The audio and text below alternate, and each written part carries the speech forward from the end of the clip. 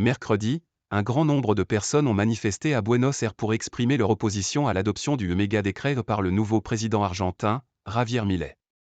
Ce paquet de mesures a pour objectif de déréguler l'économie argentine tout en réduisant considérablement le déficit budgétaire grâce à des mesures d'austérité.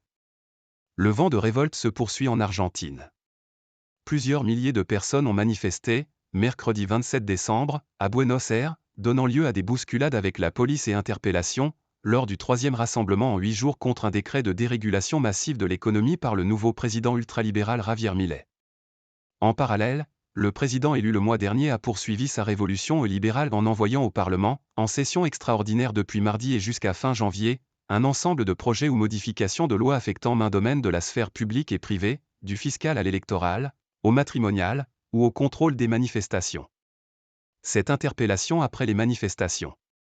Devant le palais de justice mercredi, les manifestants, à l'appel de plusieurs syndicats dont la grande centrale CGT, accompagnaient le dépôt d'un recours en justice par des syndicats contestant le caractère constitutionnel du méga décret du 20 décembre, comme l'a baptisé la presse.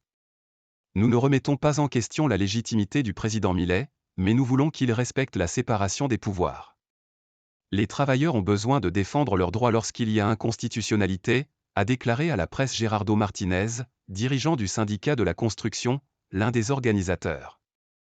Le rassemblement s'est dispersé dans le calme après la mi-journée, mais des groupes épars ont continué à faire face à la police, déployée en nombre, qui tentait d'évacuer une avenue, donnant lieu à des bousculades.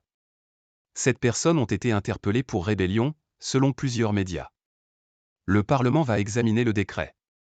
Javier Milei a publié la semaine dernière, 10 jours après sa prise de fonction, un DNU, décret de nécessité et d'urgence, qui vise à modifier ou abroger plus de 300 normes, notamment supprimant l'encadrement des loyers, l'intervention de l'État pour protéger les prix de produits essentiels, affaiblissant la protection des travailleurs, habilitant des privatisations.